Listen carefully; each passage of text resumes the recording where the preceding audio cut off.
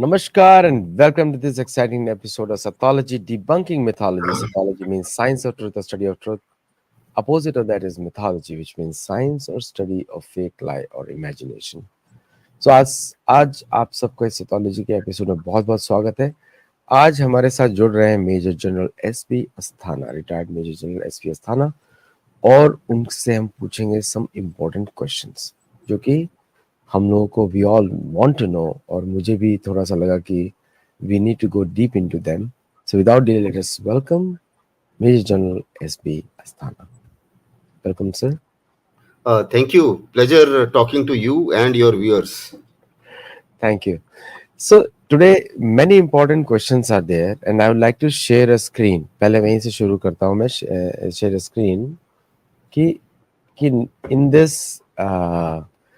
ये जो इंसिडेंट हुआ रिसेंटली यूक्रेन, मतलब अभी G7 का मीटिंग हुआ, and in G7 Modi ji was the most popular leader in that entire G7. उसमें काफी इमेजेस भी बाहर आए. सो what is in you from a military perspective, from a strategic perspective, how do you see that event that हुआ जो G7?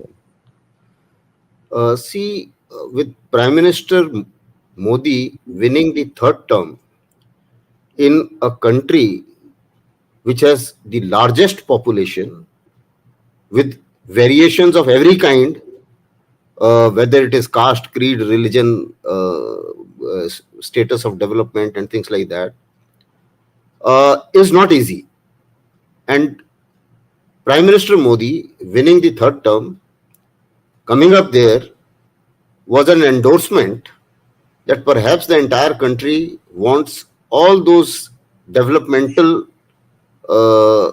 activities which he has started, which he is going, and the vision of a developed India by 2047. I think that every Indian wants. And that is how perhaps this message was loud and clear. Similarly, as we see in most democracies, whether you take the case of G7 countries itself, you will find that after one term, maximum 2 terms, people are losing sheen, and the anti-incumbency does play a part. Under such circumstances, when you have a country which is a developing country, because in a developing country, what happens is everybody cannot be satisfied, and therefore you have certain elements and certain segments of population who can be perhaps who may not be that happy, and therefore winning the third term in such circumstances is a landmark achievement, and it also indicates that yes, he is a popular leader, people have faith in him, and the fact that if his party has got more votes than all the opposition parties put together, then it does indicate that the people of India, they want whatever he is doing must continue. So therefore, when he speaks in G7, he speaks with an authority and an endorsement of a large country achieved after a free and fair elections. So this is an endorsement and a strength of Prime Minister Modi, which perhaps was clearly visible and appreciated by most of the leaders. And that's why you found that he was one of the most popular leaders, or he was the most popular leader, despite the fact that India was an invitee in G7. We are not part of G7, technically speaking. But then the fact is, last couple of G7s, every time India has been invited.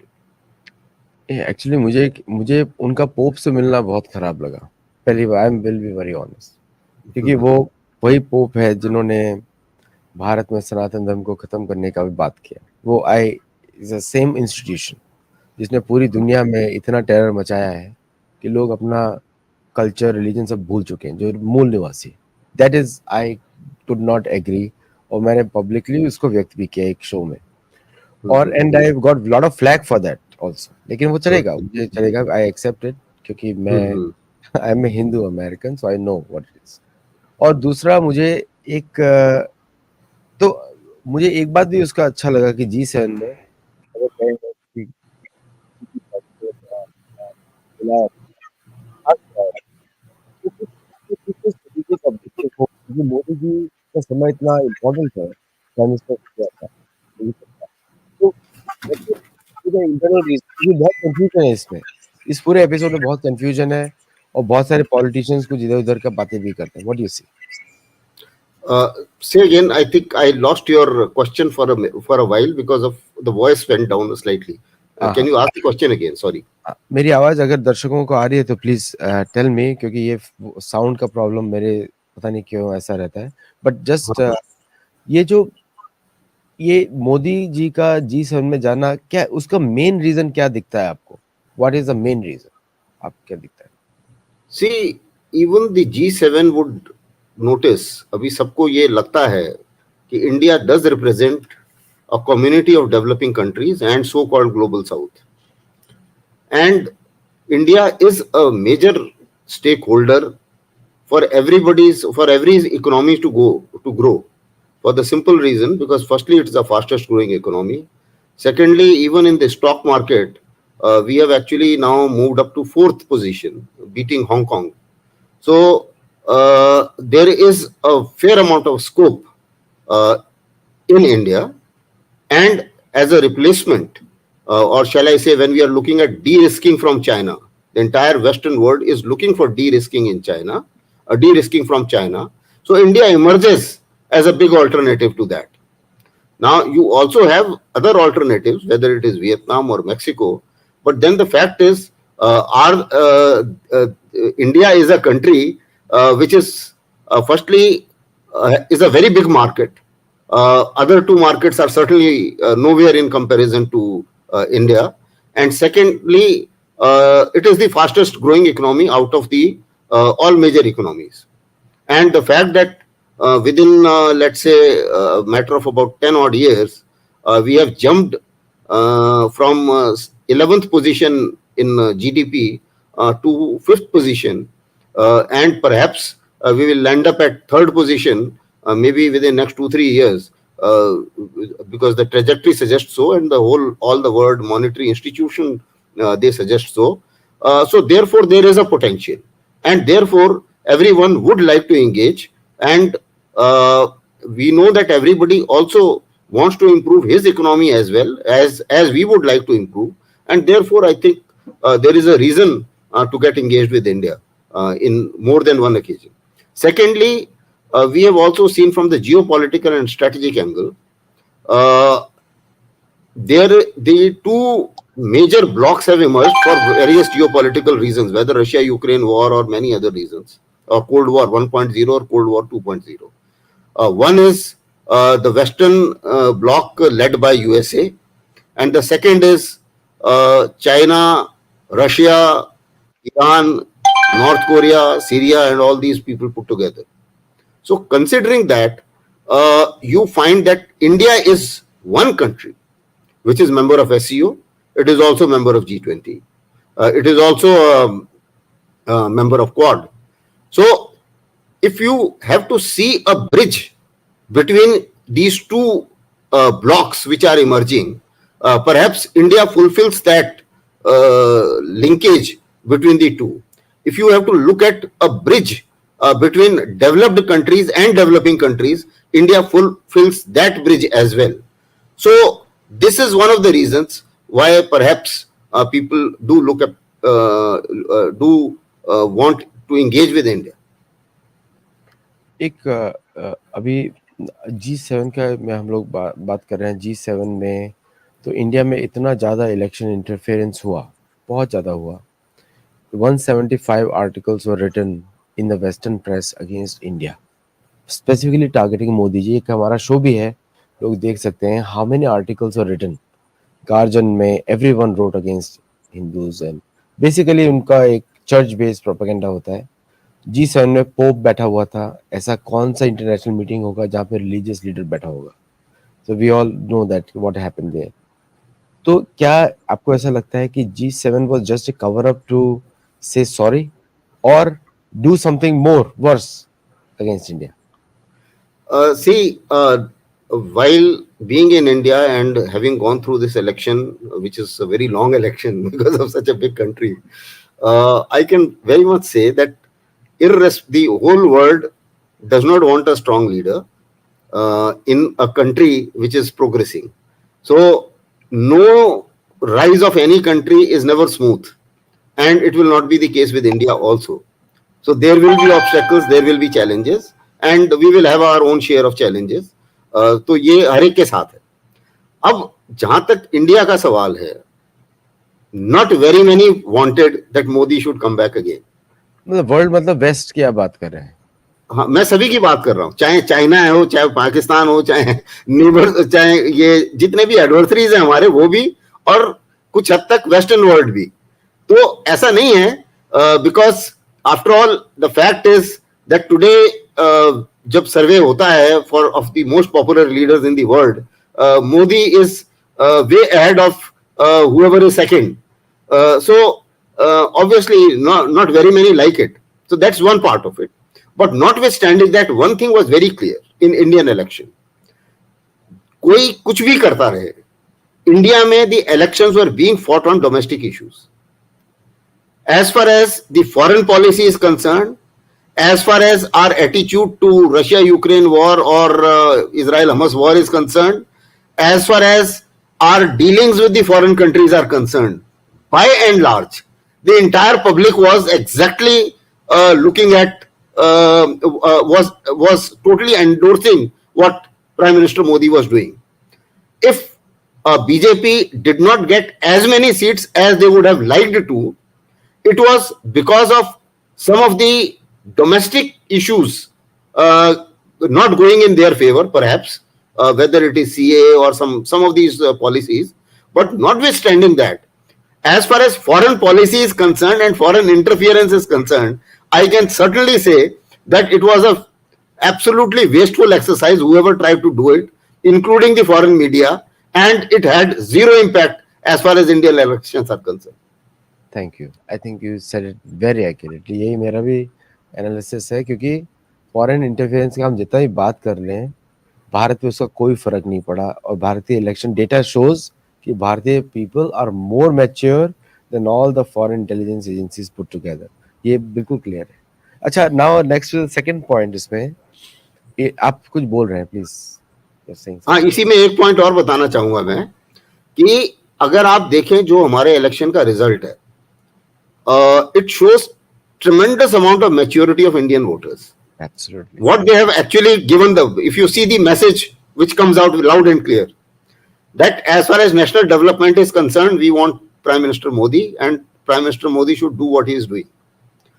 As far as democracy is concerned, we need a stronger opposition. We had a very weak opposition. So perhaps the voter has given a verdict that let's have a little stronger opposition, and it does give the stronger opposition is a good sign of a mature democracy. And certainly with the kind of majority which has been given, it is not a fragile government, because they've got 293 seats, the NDA, which is a pre-poll alliance, with 293 seats. Any partner of NDA, nobody has more than 16 seats. So even if one guy is unhappy or wants to bring down the government, he can't. And there are enough, shall I say, freelancers on the other side too. So therefore, it is as strong a government as it was earlier, and therefore Indian stability is exactly the same. And the best thing is just by the share market. You found that when the results were coming up, the share market went down on that day when the trend was looking awkward. But next day it picked up, and picked up better than what it was earlier. So that's how I think within the country also there is enough confidence that I think we've got a stable government. But yes, little more strength has also been given to the regional parties, and perhaps to the opposition too. अच्छा, इसमें now after G7 the diplomacy started. वो नया government took over, और साथ में बहुत सारे terrorist attacks भी हुए we saw in Kashmir 3-4 attacks were done. और बहुत सारे रिपोर्ट्स में बोला गया है कि it was done on the behalf of Western intelligence agencies. Pakistan is just a front. ये सब actions लिए गए बहुत सारे. There are a lot of Telegram channels talking about it. Or many places I've seen the chatter and many people send me the forwarded me the WhatsApp messages of different people who are talking. What is your assessment कि ये suddenly ऐसा हुआ and then what was the Indian reaction आपको क्या लगता है? See, these attacks were, in my opinion, and as per whatever information we have, these were done by the terrorists supported purely and squarely by Pakistan Army and ISI. The reason is very simple. The kind of majority government which we got, or in fact, Pakistan never wanted Prime Minister Modi to get back, and therefore they started off certain other campaigns too. Now, let me also go towards a little bit of strategy here. Earlier, Pakistan used to launch terror attacks, and if few people get killed, they used to think that does not shake up the central government. So a new strategy has come up, and that military strategy is that if you can create a social unrest in a country, that can shake up the government. So you find certain kind of social unrest coming up. All of a sudden, you will find a farmers' protest coming up. All of a sudden, you find a issue coming up nowhere. You find that President Trump comes to India, and the protest starts the day he comes, and 3 days after that he goes back. The protest stops without any compromise, without any statement made by the government. So all these things are being orchestrated, and these are being orchestrated by the interested groups. Now, when I say interested groups, they can be anywhere outside the country. Some of the groups are also, some of the interested parties could be from inside the country too. But as far as the specific terror attacks which you talked of, they are certainly on behalf of Pakistan. Whether somebody is supporting Pakistan to do it, I mean, we have every reason to believe, because when we say that Pakistan is a low-cost nuisance creator to fight a proxy war by China, or an instrument to be used by China to contain India, then all these things do come into place. Although we did not find any direct link between China and the terror attacks, but then the fact is China did show certain actions diplomatically when we were trying to name certain UN designated terrorists as international terrorists and vice versa. So that's one part of it. Secondly, as far as these terror attacks are concerned, another factor which came up was we had a very strong security grid in Kashmir. Kashmir is developing out of proportion. It is one of the fastest growing state in the country now. So considering that, what was happening was that because the intelligence grid is so much, because even today 2 terrorists have been killed in Kashmir, and there is nothing like stone pelting to help them to get away or something like that. Nothing like that happened in Kashmir. So there is a change. People want peace and people want progress. And you will also find that adjacent to Kashmir is POK, where there are a lot of protests, and these protests are becoming a nuisance for Pakistani military as well as Pakistani civil establishment. And they all find that there is a great difference between their side of Kashmir and what is happening in India. So therefore, there was a axe to grind. Similarly, there is another problem with Pakistan Army is that why now? Your question, I mean, just to answer that question, there were few statements which came up from Nawaz Sharif and from the Sharif family that they were looking at rapprochement towards India.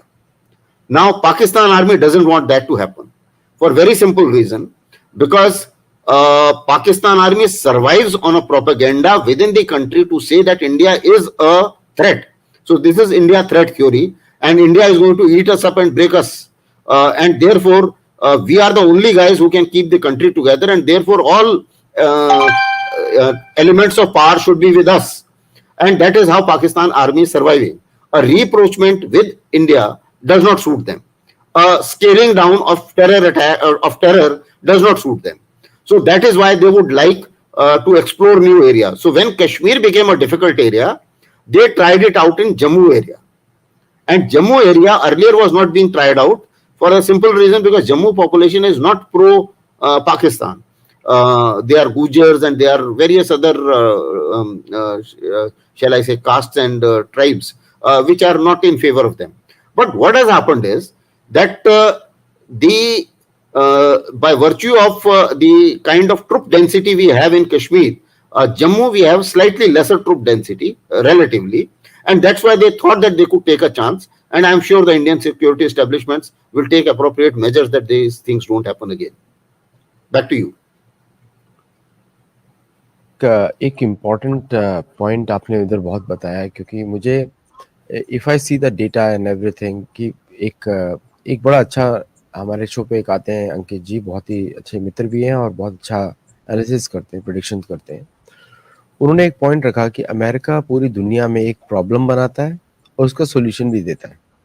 तो एक problem तो Pakistan problem was created, Cuban crisis हुआ 61 में और China को green signal दिया गया, China ने अटैक किया, फिर भारत को मदद करने के लिए थोड़ी देर बाद आए वो लोग, अमेरिका आया भारत को मदद करने के लिए थोड़ी देर बाद। तो एक प्रॉब्लम क्रिएट किया, ताइवान एक प्रॉब्लम है, सॉल्यूशन चाइना है, South Korea North Korea problem solution, Middle East में they created 2 camps, pro Israel anti Israel, दोनों कैंप्स में अमेरिकन इन्वॉल्व हैं। और तो ये एक स्ट्रेटेजी चलती है पूरी दुनिया में, and just going by the data historical incidents, उसमें कुछ नहीं है। आज भी Vietnam is a enemy state of USA according to official statistics, चाहे कुछ भी बात कर ले वो लोग, because that was the worst defeat they face after 1945। Till date के लिए सबसे भयंकर डिफीट है, अमेरिकन मिलिट्री डिफीट है। So now with this and उसके बाद, इस इंसिडेंट के बाद, G7 के बाद, suddenly we see NSA of USA after Ajit Doval is appointed, तुरंत इंडिया आते हैं। So what do you think, क्या चल रहा है, what is going on? As far as NSA of USA is concern, अगर उनकी बात की जाए तो काफी चीजें हैं जो इंडिया और अमेरिका के बीच में चल रही हैं। कुछ इंपॉर्टेंट डिफेंस और सिक्योरिटी डील्स होनी है। नाउ डिफेंस डील्स में जेट इंजन की बातचीत चल रही है, रीपर मार्क 2 ड्रोन्स की बातचीत चल रही है, एक स्ट्राइकर इन्फेंट्री कॉम्बैट व्हीकल है उसकी बातचीत चल रही है। सो ये कुछ इश्यूज हैं जो साइन नहीं हो पाए थे जब प्राइम मिनिस्टर मोदी वहां गए थे। सो दे वर टू बी प्रोग्रेस्ड। अब क्या हुआ कि दे वर वेटिंग कि इंडियन इलेक्शन कंप्लीट हो जाए एंड होपफुली अगर कोई और आता है तो दे वर वेटिंग कि पहले फिक्स फैसला हो जाए कि भाई who is going to be the who is going to lead the government. Now जैसे ही अभी ये फैसला हो गया है, so then obviously the engagement has started. So it was timed because the moment the elections are over, Prime Minister Modi has done his preliminaries, G7 is over, and then he is coming. So therefore, I think the moment the new government is in power, the ministries have been announced. We have no change in defense minister, external affairs minister, all important ministries, exactly the same ministers are there. So now it is business as usual, and therefore they would like to start the engagement. That's one issue. Secondly, media also has been highlighting a large, whether here or in USA, regarding this issue of Mr. Pannu.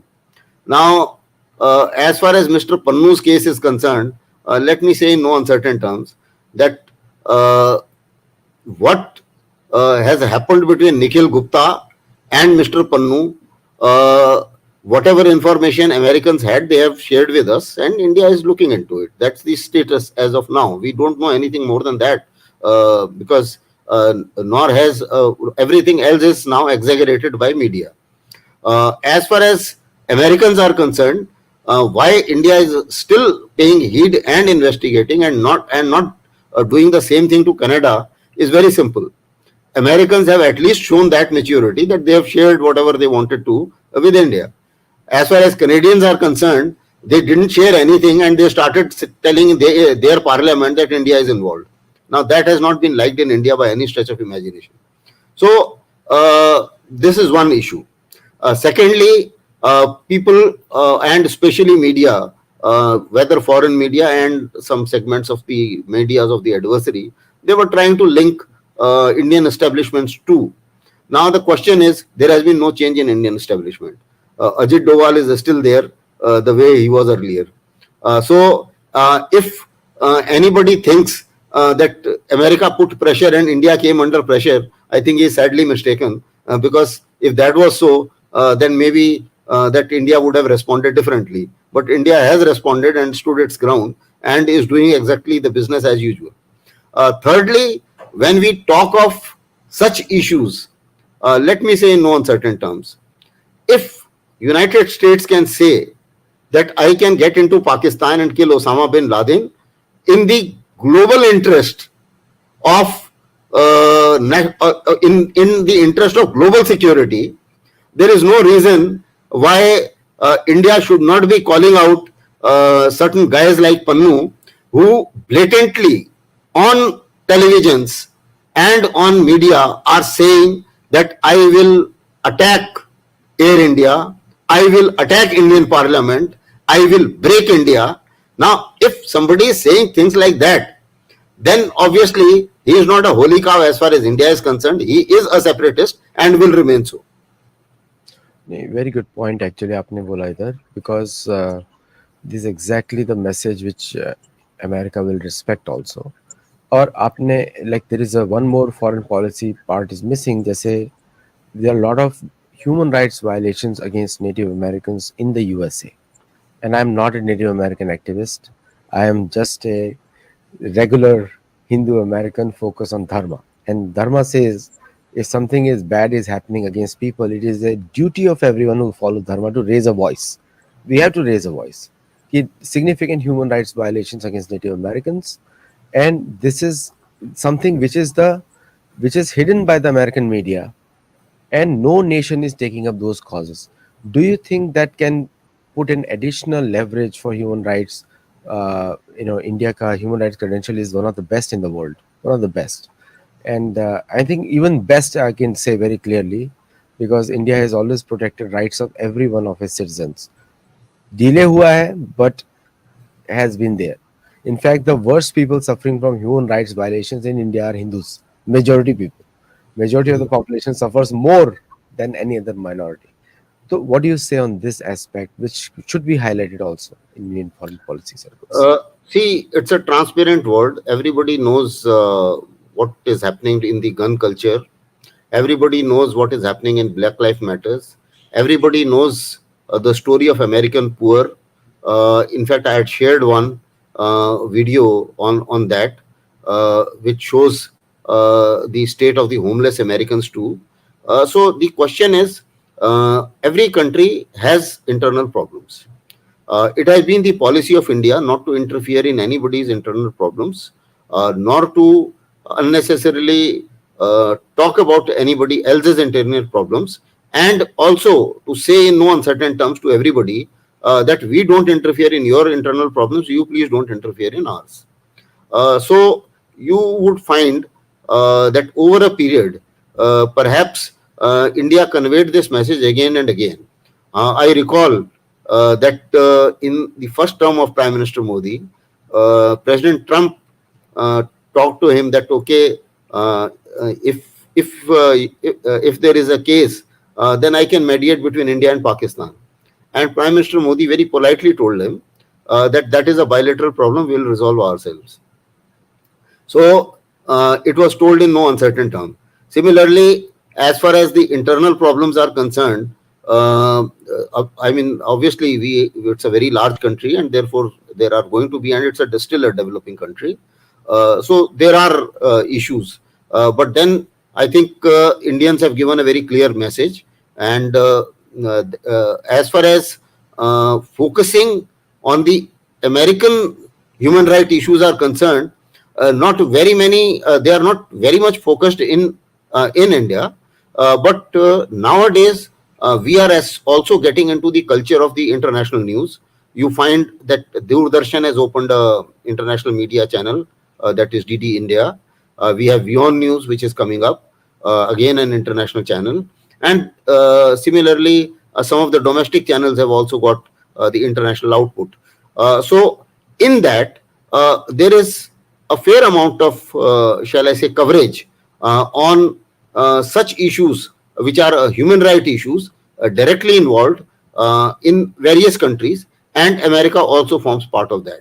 So I think more and more Indians are talking about such problems, and uh, I think we are also conscious in a manner that, like again coming back to this Pannu's case, uh, see a guy who is threatening to attack Indian Parliament. Now this can't be a free speech, and similarly, a guy is saying that I will attack Indian Airlines. It can't be a free speech. So I think the definition of free speech of USA must change to some extent, because yes, they are proud of their. I mean, USA is proud of free speech. We totally respect that. We are also proud of free speech, and we expect that also to be respected. And at the same time, we have our own problems which can't be understood by countries which are outside in a manner that with the kind of variations we have. See, every policy in a country which has the highest population in the world, whatever policy you make, it's a statement of fact that that policy will have some advantage and some disadvantage. It will generally favor lot of Indians or maximum Indians, but it will certainly not favor some Indians. And therefore, every policy you roll out, there will be some other side of that. So therefore, and when people want to pick up to criticize India, they will pick up the other side, which where and pick up those people who are affected by that policy. Now it is the biggest joke in India. When you see Punjab, there is no issue like Khalistan. Election hua, there is nothing like Khalistan. There is not a single guy who believes in Khalistan who is living in India. All these guys who are talking about Khalistan, they are all either in USA or Canada, or maybe some guys in UK. Now they are the people, and why it is happening is because they have found that perhaps their vote matters, especially in countries like Canada, and they also they feel that they can get some kind of religious funding out of that from and this religious funding is also from the outsiders. So this is how it is. But notwithstanding that, I think as far as India is concerned, there is no case, and there is nobody even talking about it. And the biggest joke going around is, if Justin Trudeau wants to have a Khalistan in Canada, we don't mind. Let him have one there, and continue with all these guys whom like Nijjar was killed. For 10 years, he himself did not, because of his criminal record, he himself did not give him citizenship. And now he says he's a holy cow, and why this guy has been killed. And there are a whole lot of criminals who have fought with each other and killed each other. No, आपने like Julian Assange, Edward Snowden, President Trump. There's and recently there is one more journalist who is going to be jailed, Steve Bannon. So all these people are going to be jailed. So where is free speech in the West? There is no free speech in the West, even in the US. So we see that very clearly. And election interference, we know clearly Chinese Communist Party, they openly funded Communist Party of India. We see that the entire Pakistan being funded by the West. So everyone is interfering in India, everyone, through their publications, by hiring Indians in foreign countries, Indian journalists, to write against India. Why India cannot do the same? What I would say, strategically speaking, if you take a broader picture, you should invest in something which actually produces results. Now, has this produced results? The answer is no. I don't think the stability of India has got affected by any stretch of imagination. In such a big country, one or two terrorist attack doesn't matter too much. I mean, we are in a reasonable position to handle all this. So the question is, should you be wasting your effort on this? We have a lot to do within the country, and we require a lot of resources and perhaps concentration to bring up our poor people. We need a fair amount of growth. I think the biggest thing which we need is growth. And if we can continue the same pace of growth, for that, I think we need all young people to be skilled, reskilled, and upskilled to ensure that the per capita productivity of our youngest population increases. We have the youngest diaspora in the world, one of the youngest diaspora in the world, and and we have the largest English-speaking educated manpower in the world now, a young manpower in the world. So therefore, but we need to work a lot on that. So I would feel that we would expect any government to concentrate on these things more, uh, instead of bringing down other countries, because that would be in my opinion, it would be a wasteful efforts. Others, I'll tell you the countries who are doing it, like China, we all know that they are doing it. The America is doing it. These countries have a basic compulsion that they have a firstly a global ambition. Secondly, they would like to remain on top as far as the global politics is concerned. And thirdly, because of their global ambition, they would like to perhaps turn things around anywhere in the world to suit their advantages. We are still not having any kind of global ambition. We want India to develop first, and I think other things will follow later. No, but So, India is the most ambitious country. Like if you look at the हम लोग का मानसिकता भी देखेंगे तो हमारा like we want to become the विश्व गुरु, we want to lead the world. India is the startup capital of the world now.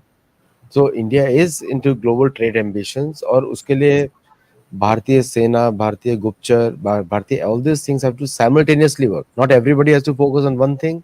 But it's a big country, 1.4 billion people, and they have ambitions. क्योंकि सबको अगर धन कमाना है तो बाहर से ही आएगा.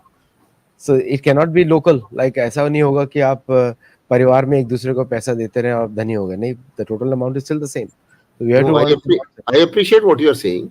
I appreciate what you are saying. There is no doubt that as far as the global outreach is concerned, I think India has done a hell of a lot of the activities of the foreign minister Jaishankar. I think he is one foreign minister who is trying to get the best out of perhaps both the camps, whether from Russia as well as America. So there is no doubt that we are working towards that. But as far as pulling down any other country is concerned, that I think not very many initiatives. We are not taking that kind of initiatives, as I But can see, but and for good reasons. but for defensive, like protect, we have to protect because अगर आप देखेंगे, if when I do business from the US perspective, I'm protected by the US state representative, I'm protected by the American state. तो भारतीय businessmen also need that protection from No, certainly. और उसके लिए कभी-कभी you have to take coercive actions also. What do you say? See, what I mean, I am distinguishing between these two things. As far as capacity building to defend ourselves, that is being taken with the fastest speed. There is no doubt about it. Whether it is militarily, whether it is strategically, whether it is economically, whether it is diplomatically, whether it is even in the information warfare, we are now looking at increasing our capacity building in more than one way. And even in cyber domain, we also need to protect ourselves from the cyber attacks. So what you are saying is absolutely right. These are being done.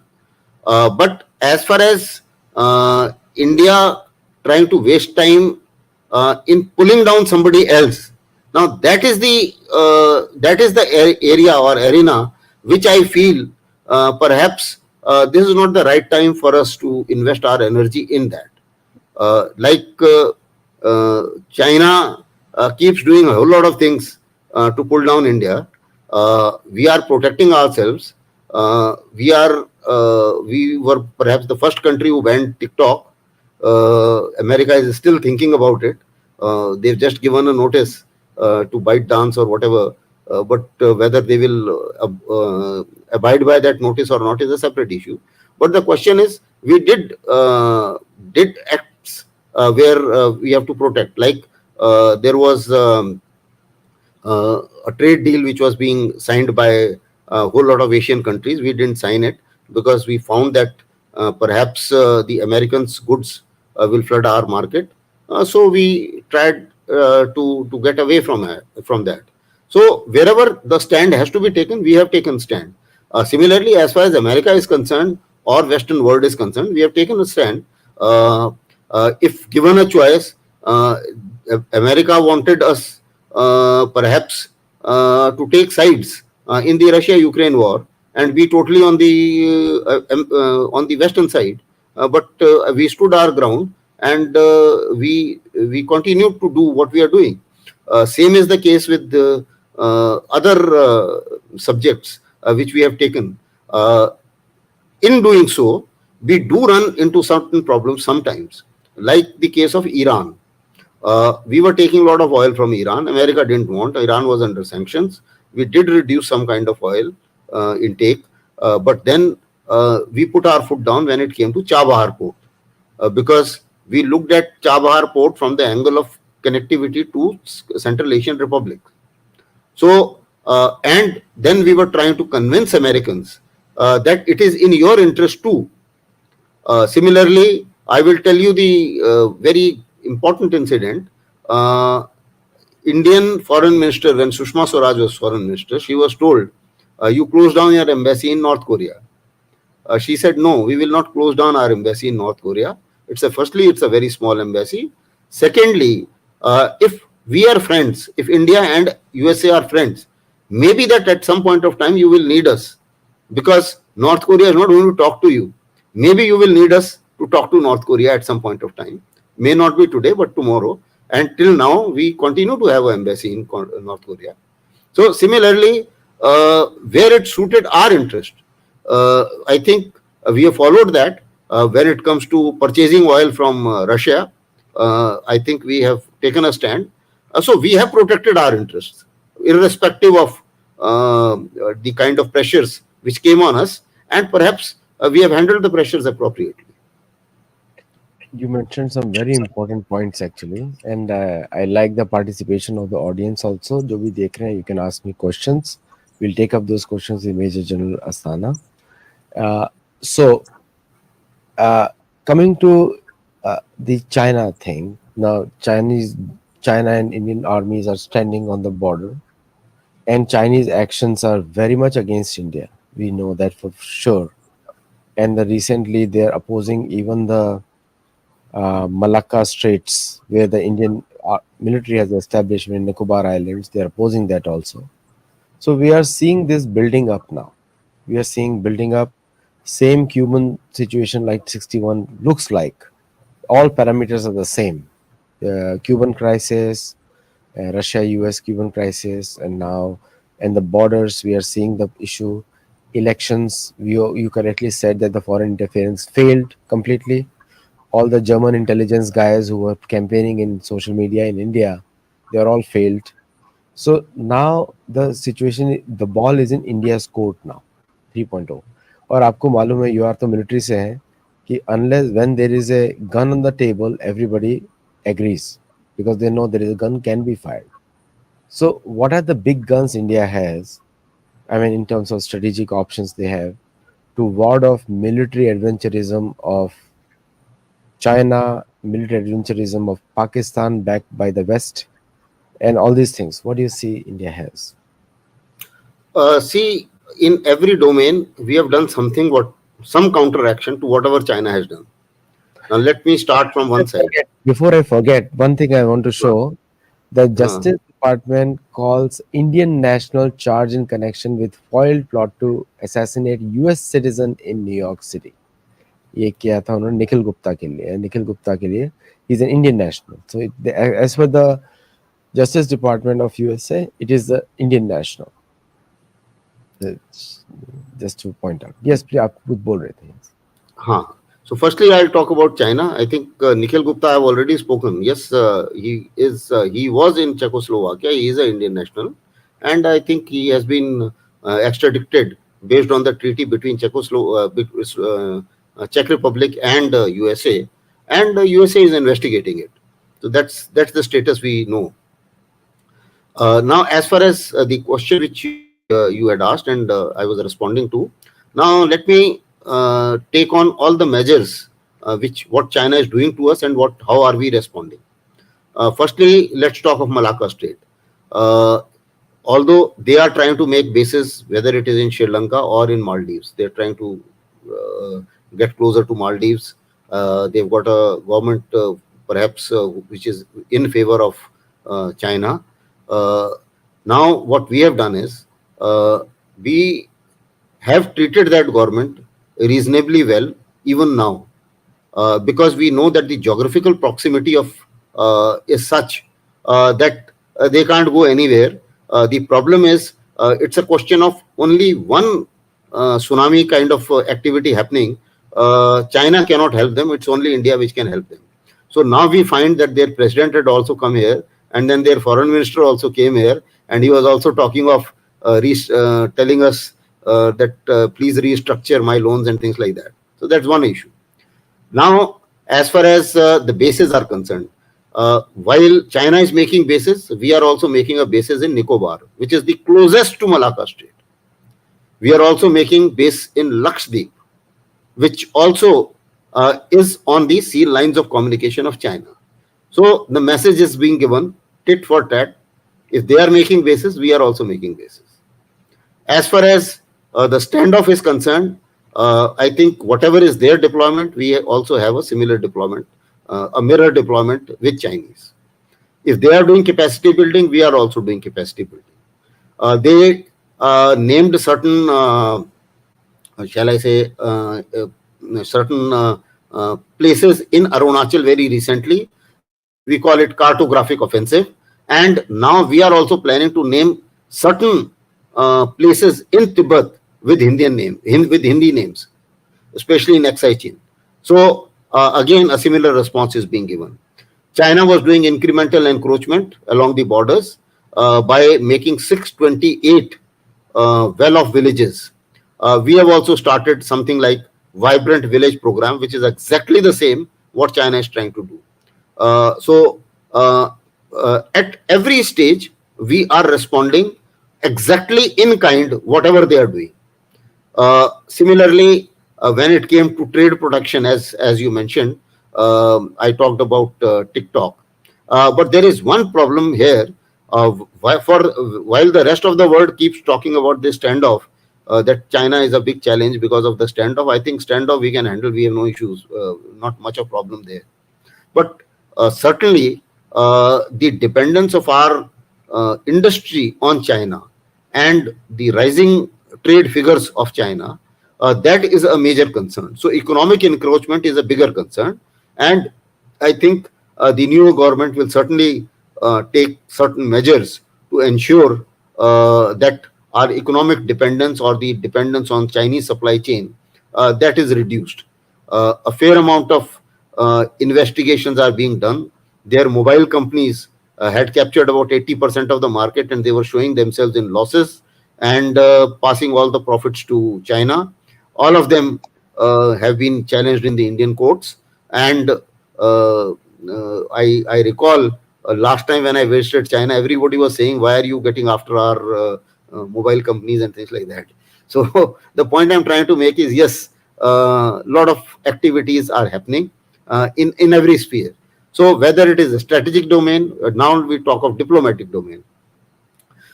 If China is getting closer to Russia, we have also perhaps got into Quad, got into other things. If China can pose two-front threat to us, then the other option is that in conjunction with Quad and other members, let's pose multiple threat to them in a manner that perhaps the rough division in Quad is that we look after the Indian Ocean and let USA, Australia, and others, and Japan subsequently, let them look after the Pacific part of the Indo-Pacific. With that, I think a fair amount of posturing is being done. Chinese know that their lines of communication, they are vulnerable. So they also carry a vulnerability. So as you mentioned, what are the Indian aces?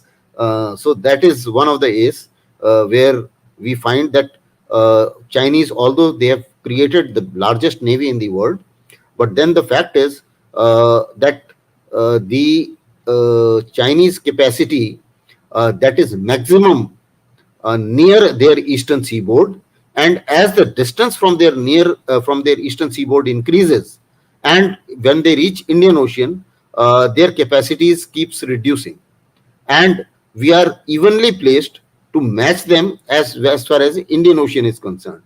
We are also partnering with France because France is also a resident partner of Indian Ocean. So the interests are matching there. So as far as the common interest is concerned, because if Chinese submarines can pose a problem in Indian Ocean, it is a problem for both. So perhaps it's something like you create a two-front situation for us.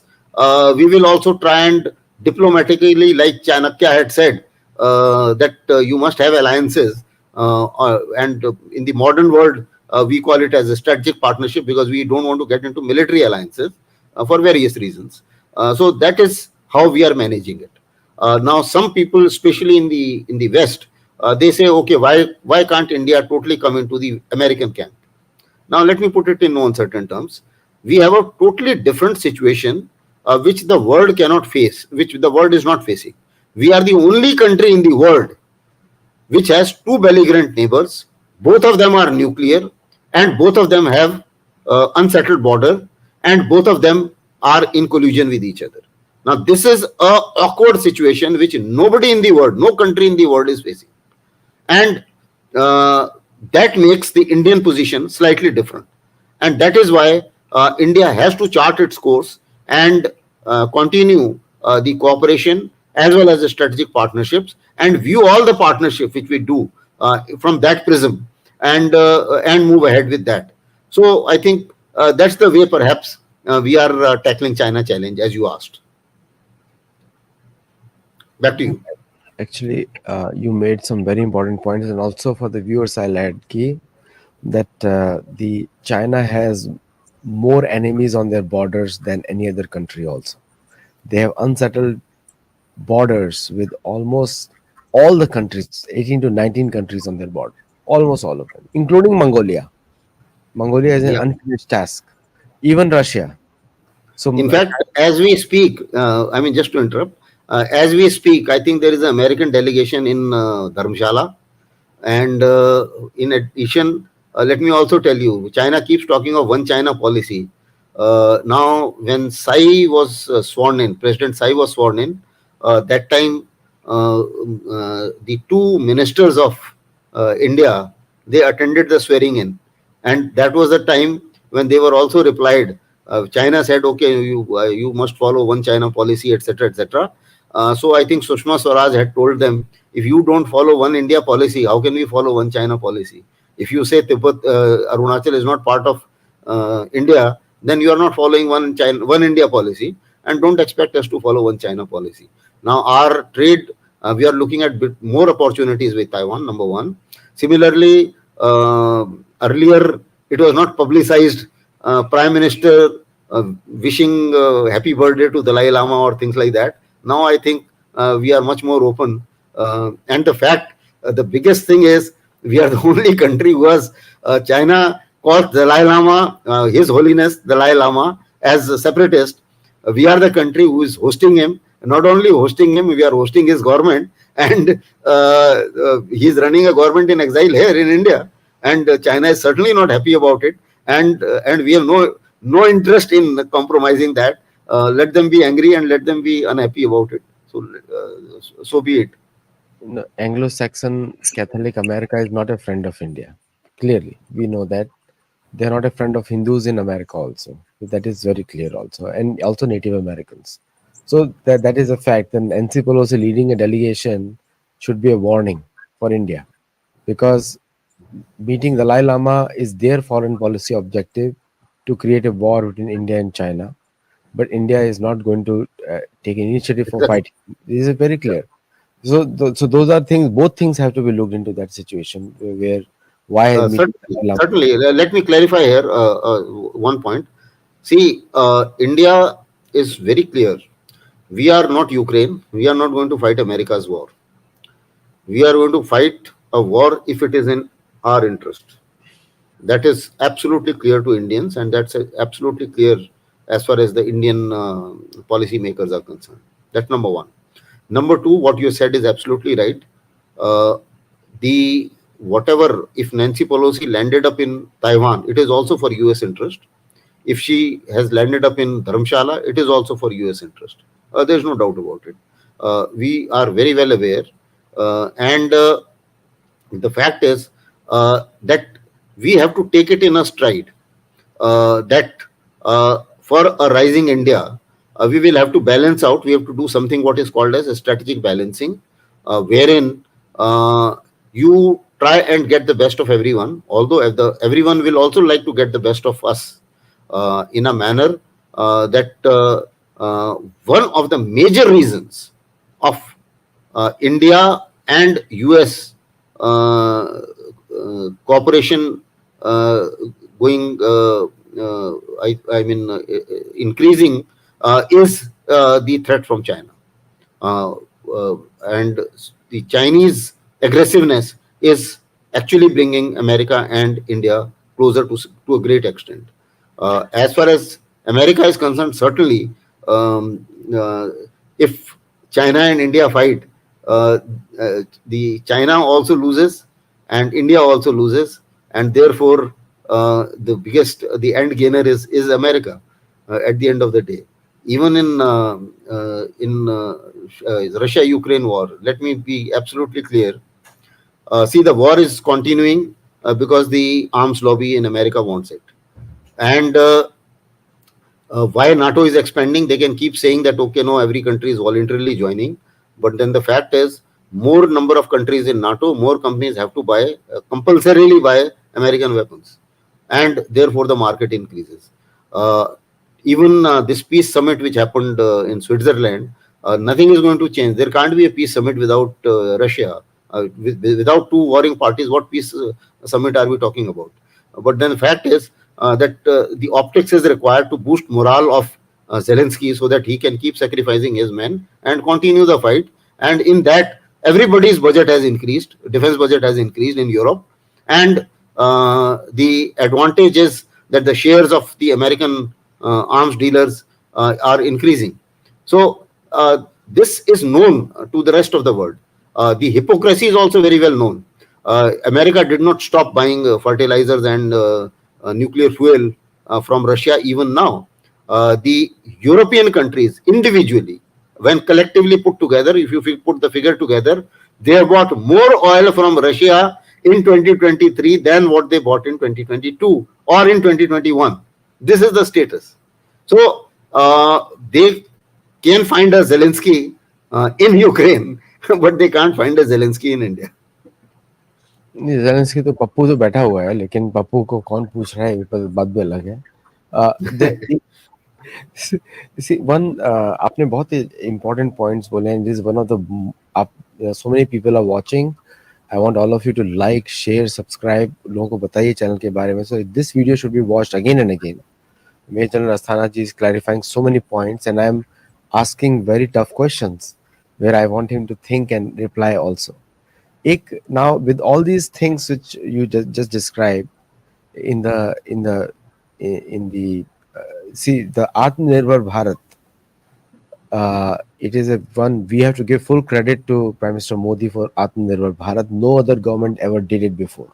No other government, and to such an extent that India will not buy any ammunition from next year onwards, publicly declared during the last phases of the last government. And also the kind of equipments Indian military industry is producing now, self-reliant, means India probably will not go in for any artillery system in the future from any other country. So that is the plus point, and that is ये भी American defence industry को बहुत खटक रहा है, because ये this is a step which is declining, which is denying them the profitability because India was one of the largest buyers of large weapons in the world. Large weapons. So, do you think that is also an interest for destabilizing Indian government, doing all the foreign interference? Because at the end of the day, there has to be profit motive. Anglo-Saxon Catholic community is only working for profit, nothing else. For them, India, they don't love India. They just India love. अगर India का basis होगा, they want to convert all the Hindus into Catholics or Christians. That's what they so aim. Enemy of Hindus and a friend of India. That is how you can say it. What do you say? So, See, it is said that in foreign relations there are no permanent foes or friends. It is permanent interests. So this is a statement of fact that it is permanent interests. Uh, America, we cannot forget that America sided Pakistan, which was a dictatorship, against India. They armed a dictatorship against India and saying that they prop up democracy. And that is one of the reasons as to why India has continued relationships with Russia also, because there has been zero turbulence as far as Indian relationship with Russia is concerned in last 40-50 years. But relationship with India has seen lot of ups and downs. Relationship with America has seen lots of ups and downs. That's now that being said, the fact is there is a catch-22 situation. To become Atmanirbhar Bharat, we need technology.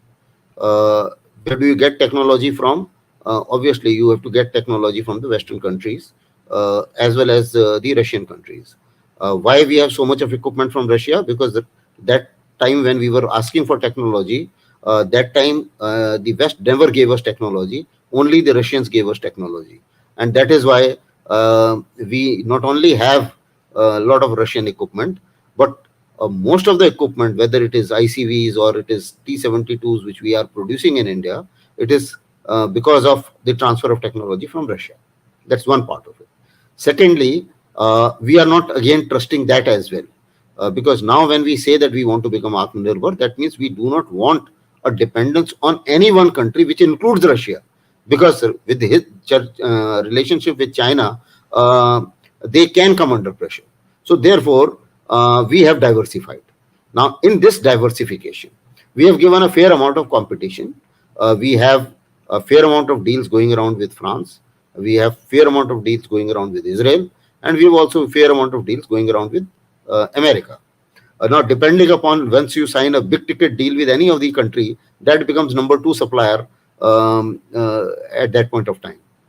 Now, as far as we are concerned, all deals which we are doing now with any country, it is with the transfer of technology, or we have put certain clauses that you produce it in India. If you even if make in India and make for the world, that is the slogan which is going around, and deals are being tweaked accordingly.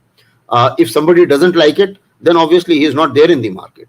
There are certain Americans equipment which were rejected because Americans were not ready for transfer of technology. And likewise, a Spike missile was bought from Israel because they were ready for transfer of technology at that point of time. Similarly, certain equipment we have bought from France because a parallel equipment which was in competition from USA was not giving us transfer of technology. So therefore, it is a buyer's market. India is the largest buyer of military hardware in the world even now. So, and this tag will remain till the time we start producing. Now, we have started producing. We have also started exporting, but it is still in the nascent stage. We won't be figuring even in first 10 exporters in the world. So, therefore, what has happened is, but the opportunity which we have is the Western equipment is very costly. The Russian equipment is getting scarce because bulk of their effort is going towards their production related to their war. American equipment is not, Chinese equipment is not reliable. So India is coming up as a country which can give cheap, reliable equipment. Now that, as you mentioned, could be a threat, could be perceived as a threat to some of the industries around the world. But notwithstanding that, the fact is, when we grow, it is an advantage to everybody. Even for America, I don't think that they are in a position to support so many wars together. I'm given to understand, which I'm sure the American papers have also covered in some manner, that their reserves were also terribly down after whatever they have given in Ukraine and whatever they are supplying on daily basis to Israel. Therefore, certainly more production centers are required, more production centers are needed, and if democracy is produced, there are checks and balances in democracy. So I think a rise of India as a defense manufacturer should be taken positively.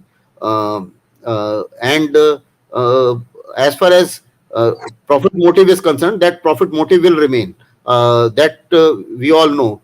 But then the fact is, we have to protect our interest. So as far as India is concerned, we have to look after Indian interest. And in Indian interest, sometimes you have to buy things from China, sometimes you have to buy things from America, and that's it. Because even to become self-reliant, you have to buy certain things. Yes. Thank you so much. We crossed an hour. पता भी नहीं लगा मुझे कि we crossed an hour. And thank you for covering all these issues in a big way. A lot more to continue, but we'll do it in another show. And before I leave, I want to show everybody this statement: 1 in 4 Canadians live in poverty. The dire impact of economic policies. 1 in 4 Canadians live in poverty. So what you see in the media is not the truth. This is the real truth. And this is done by one of our friends, Ruchi Wali. She's running for some political position in Canada, and she said the carbon tax is intensifying the cost of living crisis. So don't think Canada is rosy. Anyone who is trying to go to Canada to study must be in severely financial problem. Will be having financial problem because Canadian economy is dying. And just to let you know, the Canadian population is just 25 million people, less than the population of Delhi. Is just two-thirds of the population of Delhi. So it is a very small country and spread out, but and has no economic incentives there, right there. This is the tweet by a person who lives there, who is running for political positions. So just keep that in mind. So with that, I end this show, and thank you very much for coming on the show today and sharing 1 hour with all of us, educating us in all these important matters from a military standpoint, also from strategic standpoint. And for viewers, please do check out Major General S.V. Asthana. He's a decorated officer of the retired officer of the Indian Army and held many important positions, a regular speaker at many international forums, including Poland, India, Military Initiative, and many other places. So thank you very much, sir, for coming on the show and giving us valuable insights. Thank you. Thank you so much. It was a pleasure talking to you and your viewers. So thank you very much. Thank you. Namaste.